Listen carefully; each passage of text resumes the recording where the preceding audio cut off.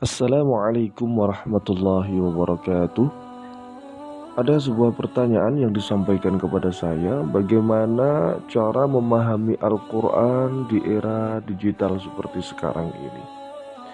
Ya, kita kembali kepada prinsip dasar bahwa Rasulullah Shallallahu Alaihi Wasallam ya mendorong para sahabatnya, mendorong umatnya agar mau mempelajari Al-Quran.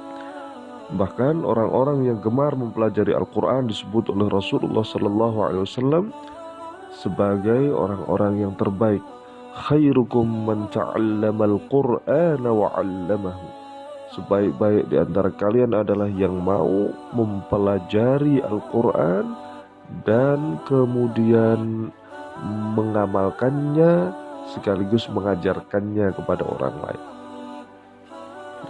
Di antara unsur-unsur yang terkandung di dalam kata khairukum man ta'allama al-Qur'an, mempelajari Al-Qur'an, ya ini mencakup mempelajari cara membaca ayat-ayat Al-Qur'an dengan baik dan benar.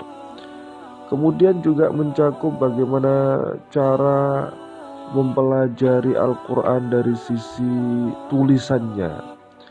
Ya, maka ada istilah yang muncul di kita ini yaitu BTA, ya baca tulis Al-Quran. Artinya kita belajar membaca Al-Quran, juga belajar bagaimana cara menuliskan ayat-ayat Al-Quran dengan baik dan benar.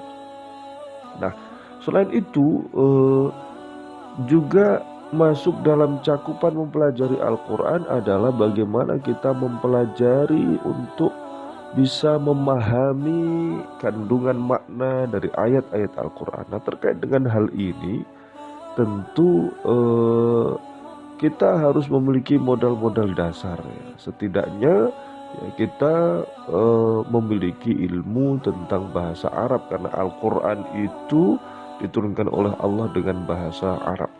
Ya. Selain itu juga kita perlu memiliki modal-modal lainnya, ya, keilmuan-keilmuan atau perangkat-perangkat keilmuan yang masuk dalam kategori ulumul Quran. Ya, karena dengan hal itu akan membantu kita untuk bisa memahami ayat-ayat Al-Quran, termasuk di dalamnya ada asbabun nuzul, ya, mengetahui ilmu-ilmu tentang sebab-sebab diturunkannya Al-Quran, ya, kemudian juga ilmu-ilmu lainnya. Nah, oleh karenanya di era digital yang seperti ini sebetulnya terkait dengan prosesnya sama, proses belajar ya Al-Quran mulai dari hal yang paling mendasar dan juga tetap harus memiliki guru dalam konteks kita mempelajari Al-Quran. Ya, di era digital yang seperti ini sebetulnya ya memang memudahkan kita ya untuk bisa mengakses ya banyak ilmu dari berbagai sumber. Nah, cuman selain itu yang juga sangat penting yang perlu saya ingatkan adalah dalam mempelajari Al-Quran ini kita harus punya guru. Artinya tidak bisa kemudian dipelajari secara otodidak, secara mandiri. Ya. Meski demikian ya teman-teman, kita bagi orang-orang yang non-Arab ya atau ajam yang mungkin tidak semuanya paham bahasa Arab, ya tentu ya standar minimal agar kita bisa memahami kandungan ayat Al-Quran ya adalah melalui terjemahan dari ayat-ayat Al-Quran. Ya, namun itu tidak cukup sebetulnya, akan jauh lebih baik jika misalnya kita menambah dengan membaca literatur-literatur tafsir. Karena kitab-kitab tafsir itu ya yang berbahasa Arab pun juga sudah banyak yang diterjemahkan ke dalam bahasa Indonesia. Ada juga yang memang kitab-kitab tafsir atau buku-buku tafsir yang ditulis oleh para cendekiawan Muslim Indonesia langsung dengan bahasa Indonesia, sehingga kita bisa membacanya ya sebagai sarana bagi kita untuk bisa memahami ayat-ayat Al-Quran.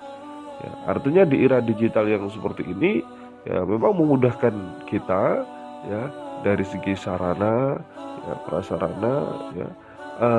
Namun sekali lagi bahwa belajar Al-Quran kita harus tetap memiliki guru ya yang bisa membimbing kita ya, mengarahkan kita ya dalam hal-hal yang terkait dengan bagaimana kita bisa membaca Al-Quran dengan baik, menuliskan ayat-ayat Al-Quran dengan baik, sekaligus memahami kandungan ayat-ayat Al-Quran dengan baik. Saya kira demikian, semoga ada manfaatnya. Assalamualaikum warahmatullahi wabarakatuh.